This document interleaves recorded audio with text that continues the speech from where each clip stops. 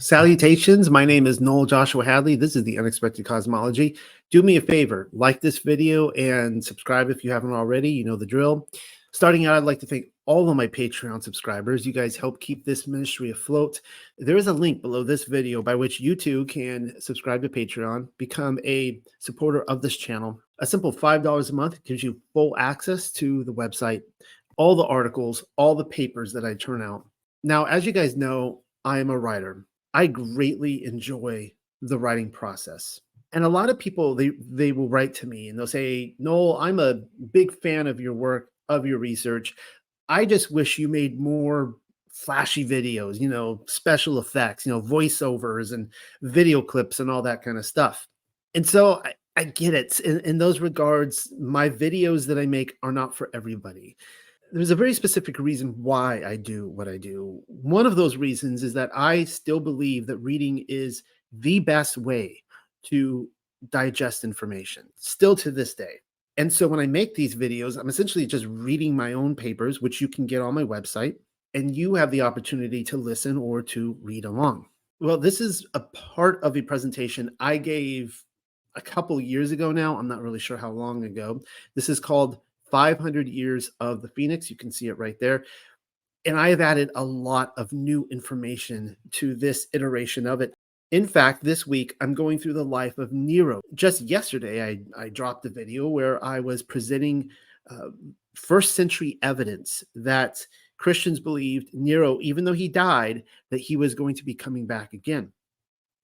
And Yah willing, I will again present yet another video to you tomorrow on the subject of Nero. Anyways, let's get right into this. 500 Years of the Phoenix. Hold on. First, let me tie my hair back. It's kind of hot in here. Okay, well, here we go. Discovering the role of the Phoenix in the 7,000-year timeline deception came by total accident. I was just sitting around by the poolside, skimming through the pages of the Apostolic Fathers, sipping on some iced tea or something, minding my own business, you know the drill, when I happened upon a passing mention of the bird. Seriously, why doesn't anyone tell me this stuff? It's like everyone expects me to dig through the annals of his story and excavate for myself. It was Clement of Rome who let me in on the news, and here is what he has to say on it. Let us consider, beloved, how the Master shows to us continually the resurrection that is about to be, of which he hath made our Adonai Yahushua HaMashiach the first fruit, having raised him from the dead. Let us look, beloved, at the resurrection that is ever taking place, day and night. Show to us the resurrection. The night is lulled to rest, the day arises, the day departs, the night cometh on. Let us consider the fruits, in what way a grain of corn is sown. The sower goeth forth and cast it into the ground, and when the seeds are cast into the ground, they that fell to the ground, dry and naked, are dissolved.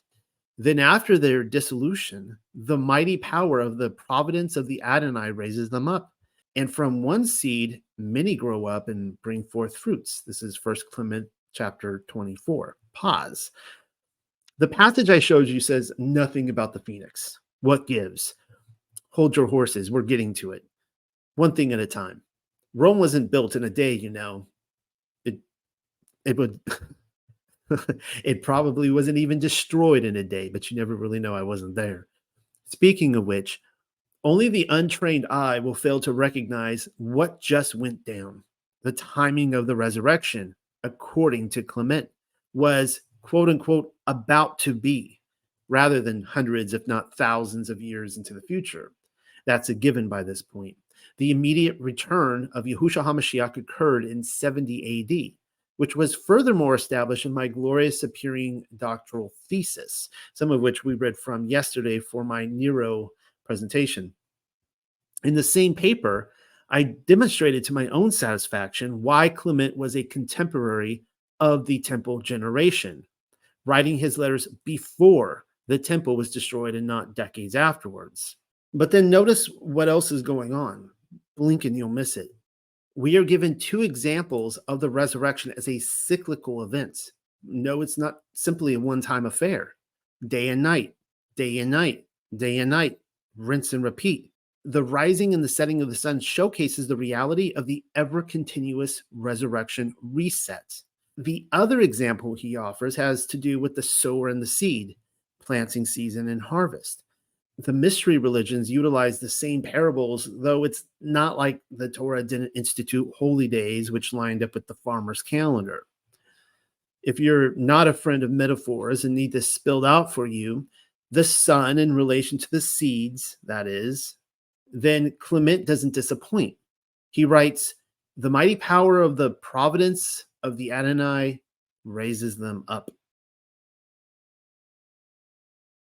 The number one question on everybody's mind, or in the very least, the inquiry which has landed in my lap more than any other over the course of my entire writing career, is how long the fig tree generation of Mattathiyahu 24 would have to wait before the kingdom of Mashiach was ushered in. 500 years after the resurrection of Yahusha is my best guess. Now, let me explain here. As far as I'm concerned, Yahushua HaMashiach is king, high priest, and when he was born and the star was shown over Bethlehem, it was a declaration of the king and his kingdom. And the kingdom was within. The kingdom existed then. Okay, the kingdom hasn't gone away now. When I'm talking about the 500 years, I'm talking about when the kingdom was physically ushered into this earth. And I know that goes against a lot of people's research. This is my personal thesis, and I'm finding a lot of information to back it up.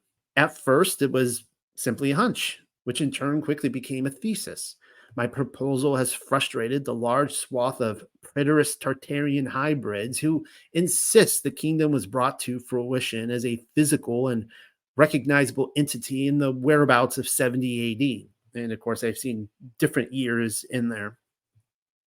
I didn't give up, though, despite the peer pressure to surrender to the typical seminary talking points.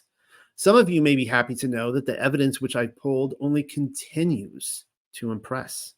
Well, here's the part of Clement's letter which involves the phoenix. Let us consider the wonderful sign that happens in the region of the east, even about Arabia. There is a bird which is called the phoenix.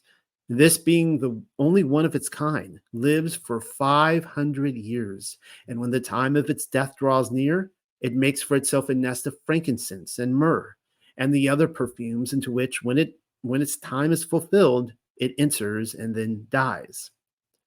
But as its flesh rots, a certain worm is produced, which, being nourished by the moisture of the dead animal, puts forth feathers. Then, when it hath become strong, it taketh the nest wherein are the bones of its ancestor, and bearing them, it flies from the region of Arabia to that of Egypt, to the city which is called Heliopolis.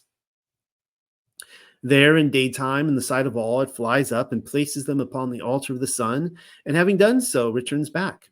The priests, therefore, look into the registers of the times and find that it has come at the completion of the 500th year, 1 Clement chapter 25. Clement did it. He actually did it.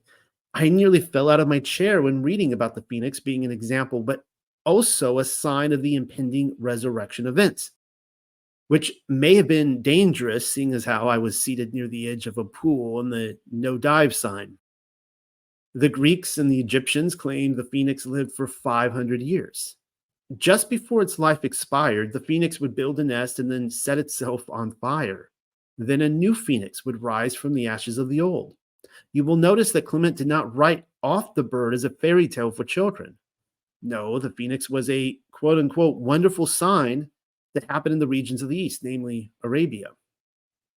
Also, the fact that only one phoenix lived at a time, each in succession to the other, is undoubtedly important to the reset narrative. Its arrival heralded another intricate part of the timepiece, probably in partnership with the zodiac, seeing as how the sun plays a part. And it appears as though the elite all knew about it. According to Clement, a newly risen phoenix would be cause for the priest to, quote, look into the registers of the times and find that it has come at the completion of the 500th year. If this is true, then we can easily deduce, knowing how 5,500 years had passed from Adam to Yahusha, that a possible 11 phoenixes had already come and gone, if the 500-year event is deemed consistent, leaving only one more before the big event. So, how many years after Clement's letter are we looking at then? That would depend, of course, upon when the last phoenix had been spotted. Will you be happy to know that I discovered when that was? The person who tells us is Tacitus. Tacitus lived from 56 through 120 AD and is widely regarded as one of the greatest Roman historians by the modern scholars. Well, here's what he says. In the consulate of Paulus Fabius and Lucius Vitilius, after a long period of ages, the bird known as the phoenix visited Egypt and supplied the learned of that country and of Greece with the material for long disquisitions on the miracle. I propose to state the points on which they coincide, together with the larger number that are dubious, yet not too absurd for notice.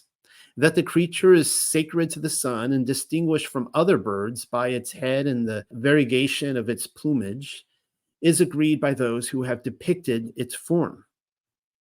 As to its term of years, the tradition varies.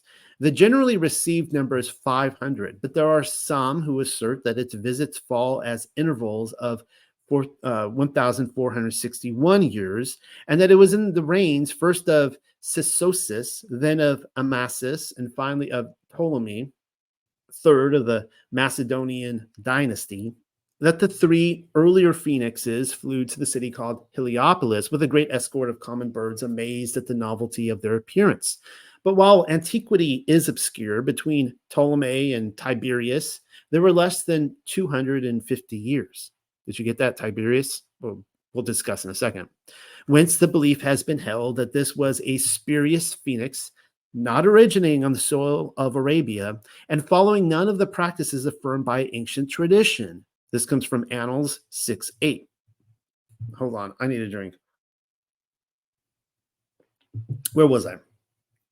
Though Tacitus confesses antiquity is obscure on the arrival of the phoenix, he confirms that the bird arrived in Heliopolis for the reigns of Sisosis and Amasis, if I'm pronouncing those names right, Ptolemy, and then Tiberius. Recall your history. Ptolemy was the successor of Alexander the Great, founder of the Ptolemaic Empire, and ruled as pharaoh of Egypt until his death in 282. But then we have Caesar Tiberius. He ruled from 14 to 37 AD, who was crucified under his reign, but Yahushua HaMashiach. That's when the last Phoenix event happened, according to Tacitus. And what transpired at the crucifixion again? I have already shown you in other places. Yahushua entered Sheol and freed the Ruachoth of dead Nefesh. That'd be the spirits of dead souls. The resurrection is what happened. It just so happens that Tacitus was troubled by the Tiberius Phoenix event. He says it was spurious and not a part of the expected schedule, causing many to speculate that it wasn't official. But we know better. I have also shown you in various places that Yahushua's entire ministry was an intel operation, known only among top brass in the highest heaven. So not even the angels or the spirits in the lower tiers of heaven knew what was going on. Not even Hasatan was aware of who Mashiach was when he personally escorted him down to Sheol. The spiritual elite believed they still had another 300 years, but no. The Phoenix swooped in as a sneak attack, and the patriarchs were rescued from the underworld. Clement could not have been writing to his Corinth audience under the reign of Tiberius because he did not take over as Bishop of Rome until after Kepha's crucifixion by Nero in the circus. I am not assuming either. I addressed the decade of Clement's ministry in my Glorious Appearing paper. Tiberius was already long gone by then, and so Clement could not have very well been pointing to that one as the only resurrection event. No, he was gazing forward to another. The next Phoenix Reset event, which we need to keep an eye out for, happens long after the 70 AD destruction of the temple, anywhere from 250 to 500 years. And guess what? I found it. It derives from the Sibylline oracles, though much like the Clement passage, its context needs to be established. Thrice 5, enslaving the world from the east and to the west, there shall be then a Lord gray-headed, having name of the near sea, The world inspecting with a nimble foot, bringing gifts of gold, and plundering hateful silver even more, and stripping it off, he shall pick it up, and he shall have part in all mysteries of Magian shrines, display his child as God, abolish all things sacred, and disclose the ancient mysteries of deceit to all. Now that comes from the Sibylline Oracles, Book 8, and you can see 56 through 75, the lines. The king who is being referred to is Emperor Hadrian. He is the man from the West, having been born in Spain. The biggest tip-off, however, is the sea, which the oracle claims he was named after. That would be the Adriatic Sea, a body of water separating Italia from the Balkan Peninsula. Though the biggest tip-off of all is the adopted child whom he plays dress-up with, claiming him to be a god. Antoninus Pius would be that person, the child. Hadrian happens to be the individual who is stepping upon the woman in the statue, if you look right there to the left. The portrait was dug up in Turkey and is said to be as old as his reign, thereby indicating that it was commissioned by him. You'd think that wouldn't be a good look for the emperor, but apparently he was only attracted to the sort of women who liked that sort of thing. Then again, he was a flaming homosexual. Why is Hadrian's appearance in the Sibylline Oracles important? Well, let me tell you. For starters, there is the appearance of the phoenix, which we haven't gotten to yet. But then there are all the preterist Tartarian hybrids out there telling me I have it all wrong, and that the kingdom of Mashiach was materialized as a physical reality immediately after the temple was destroyed in 70 AD. What that typically means is everything we know about history was invented by Jesuits or Benedictine monks afterwards, and I don't jive with that. That even includes the writings of Josephus. Like, you can't use the writings of Josephus as evidence that the book of Revelation was fulfilled in the year 60 to 70 or 72, whatever years you go with. You can't use that because even that would be part of the Jesuit and Benedictine deception. The same line of thought leads them to explain how the present day Jerusalem is not the historical Yerushalayim, and that we are looking for it in the wrong location. The deduction, you see, is that Yerushalayim was completely destroyed. And so how can there possibly be a fortified city going by the name in modern Israel if nobody got around to rebuilding it? You see what I mean? Well, I just showed you the presence of Hadrian in the Sibylline Oracles. He existed on the timeline that we're looking at, and it just so happens that Hadrian rebuilt Yerushalayim. Only when he did it, when he rebuilt the city, it went by another name, Alia Capitolina. What a lame title, but whatever. We'll go with it. The name change happens to be one of the ways that he attempted to, quote, abolish all things sacred, unquote, according to the oracle. He wanted to scrub Yerushalayim and its people from his story, with Capitolina indicating the new city was being dedicated to Jupiter Capitolinus rather than Yahuwah. I am showing you a picture of the Aedicula in the Church of the Holy Sepulchre. Hadrian didn't build that, by the way. Residents of the 1,000-year reign dead, or Tartarians if you prefer. On the contrary, Hadrian built a temple dedicated to Jupiter and Venus directly over that tomb, and Jerome tells us so. This is what he says.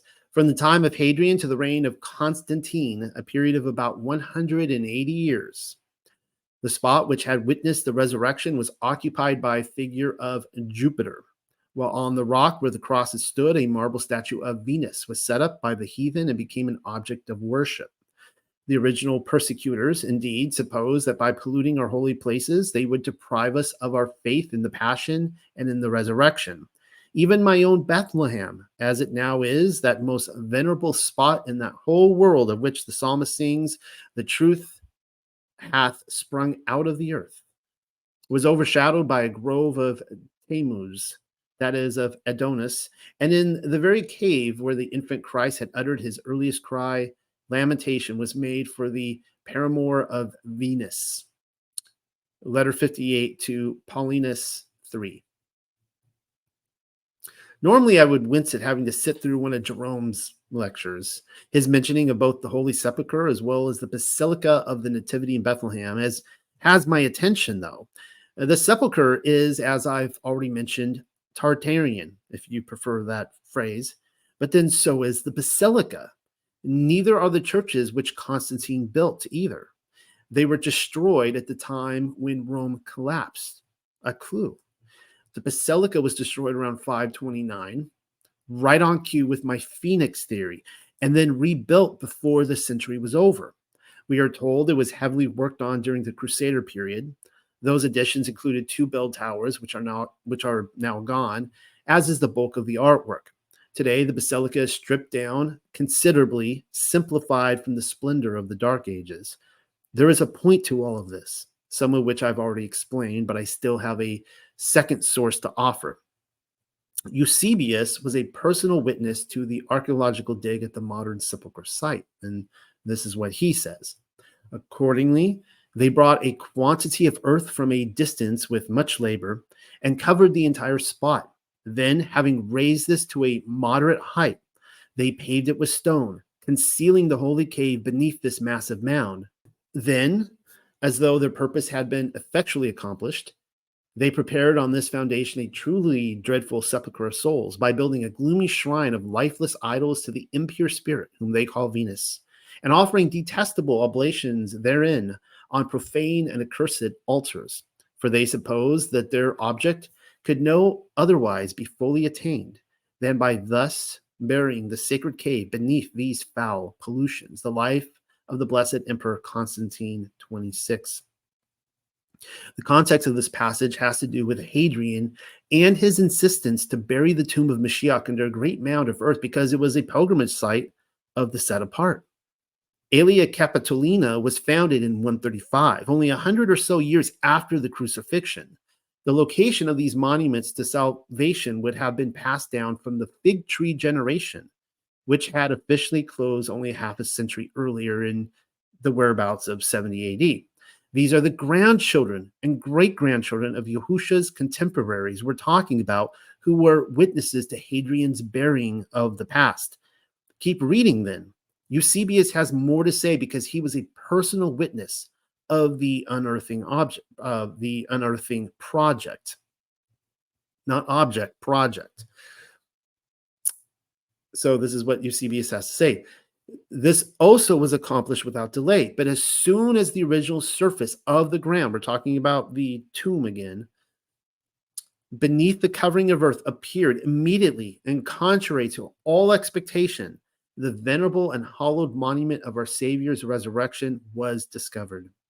Then indeed did this most holy cave present a faithful similitude of his return to life, in that, after lying buried in darkness, it again emerged to light and afforded to all who came to witness the sight a clear and visible proof of the wonders of which that spot had once been the scene, a testimony to the resurrection of the Savior clearer than any voice could give. The life of the blessed Emperor Constantine 27. By the way, the church which Constantine built over the sepulchre was destroyed as well. Officially, it was burned by the Persians in 614. Unofficially, though, it's totally Tartarian. In fact, the two places which can be said are Tartarian in modern Israel, hands down, are the Basilica of the Nativity and the Church of the Holy Sepulchre. The land of Yasharel may have remained a wilderness, as Revelation stated, but Hadrian did exist, according to this timeline shown in the oracle. Jerusalem was reconstructed, according to the same timeline, and these two sites were outposts for those who wanted to worship Mashiach at the sites of his two births. I mean, his initial birth as a baby and his born-again moment as a resurrected body. It all fits within the timeline.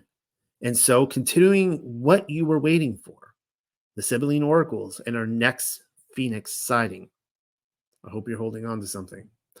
Then shall the sixth race of the Latin kings end life at last, and scepters leave behind. From the same race another king shall reign, who shall rule every land and scepters wield, and having full power, and by the decrees of God most mighty shall his children rule, and of unshaken children in his race. For thus it is decreed while time moves around, when there shall be of Egypt thrice 5 kings. Thereafter, when the limit of the time of the phoenix shall come around, there shall a race of peoples come to plunder, tribes confused, enemy of who? Enemy of the Hebrews. Then shall Ares go plundering Ares, and he shall himself destroy the haughty threatening of the Romans. For Rome's power perished, then while in its bloom. The Oracles, Book 8, 175 through 185. Leaving Hadrian behind us, we come upon a sixth race of Latin kings, beginning with a king who is said to rule every land with a scepter. If I had to guess, our mile marker is Constantine, whose reign began in 306. I probably should have told you earlier that Jerome is best known for his translation of the Bible into Latin, hence the Latin kings. This same Latin king is also said to have children ruling after him by the decrees of Elohim, telling us that the timeline continues on, but not too long, because there is your Phoenix reset event. It coincides with the people who arrived with one specific purpose in mind: to overthrow Rome, a reference to 476 AD. And as you can see, they were enemies of the Hebrews, an altogether separate category from the Latin kings, as far as I'm concerned. Even though the Latin kings were put there by Elohim, and that's true, they weren't the Hebrews. And so, anyways, Rome becomes cinders and ashes because of the phoenix, obviously, and you'll never guess what happens next. Are you ready for this? I'm ready. Ready as I'll ever be.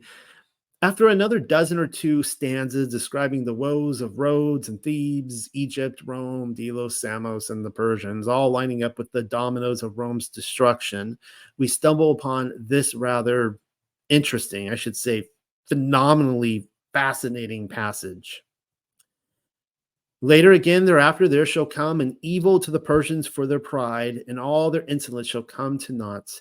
And then a holy Adonai of all the earth, having raised up the dead, shall wield the scepter unto all ages. The Sibylline Oracles, Book 8, 220 through 225. Seems pretty straightforward, though I'd rather not assume. Would you like me to comment upon it? I can, if you feel a statement is needed. The person who rules all the earth is never mentioned by name, but come on. I mean, really, come on. There's only one person whom I can think of who has raised the dead. An additional clue is that this same individual will wield the scepter unto all ages. Oh, fine, I'll bite. How many people can you list off on your fingers who fits those two descriptions? You could lop off 9 of my fingers, and I still wouldn't be in want of the others if naming suspects were all they were good for. My final clue is offered to you by way of artwork, though I will add a fourth qualifier to his identity based upon what we have already read. He greatly contrasted the Gog-Magog people, the Persians, destroyers of Rome, and that he was a friend of the Hebrews. Well, wouldn't you like to know what happens afterwards? I would. Continuing without interruption, then saving my commentary for afterwards. Though I will pause for a quick drink of coffee. How he shall utterly destroy. Dry land shall bloom together with the leaves, appearing in the heavenly firmament shall bring to light upon the solid rock, rainstorm and flame, and much wind on the land, and over all the earth a multitude of poisonous sowings.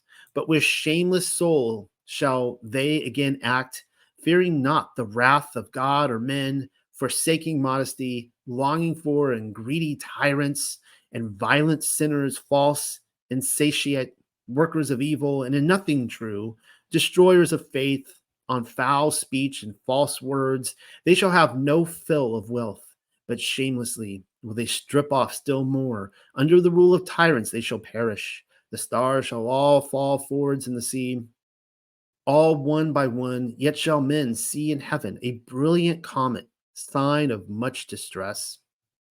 about to come, of war and battle strife. Let me not live when the gay woman reigns, but then when heavenly grace shall reign within, and when the holy child shall crush with bonds the mischievous destroyer of all men, opening the depth to view, and suddenly the wooden house shall cover mortals round.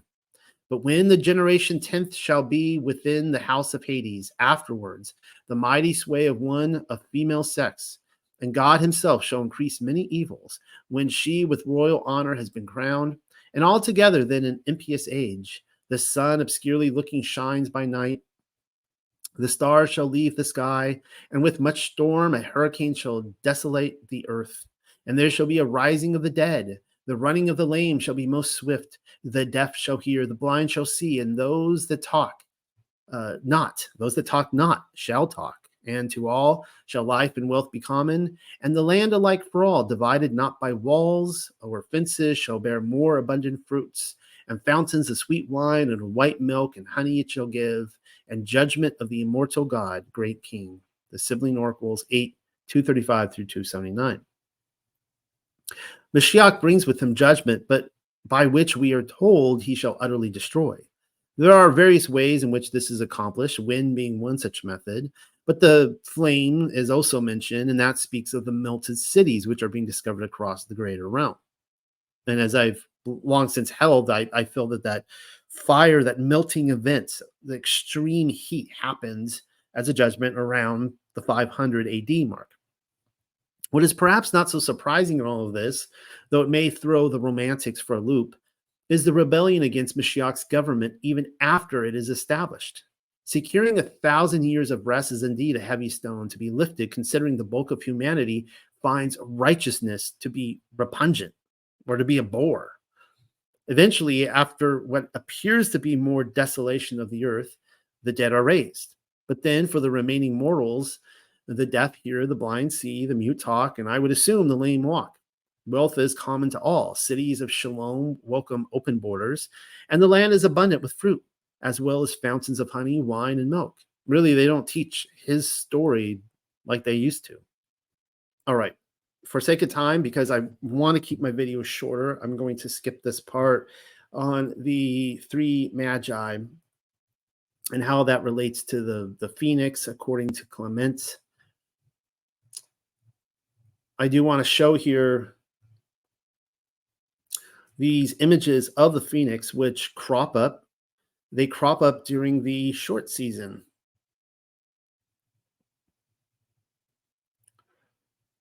And I can't help but wonder if there was another Phoenix event yet again at the end of the Millennial Kingdom, maybe even halfway through as well, but at the end of the Millennial Kingdom, which was a sign of it coming to its end and the controllers coming, the inheritors coming back into it again. I mean, we see Napoleon and Alexander the First here with the Phoenix. And there, of course, is everybody's favorite president and everybody's also favorite vice president, the CIA director, George H.W. Bush. Behind him there is, well, he's standing in the CIA building, but behind him is the Phoenix as well.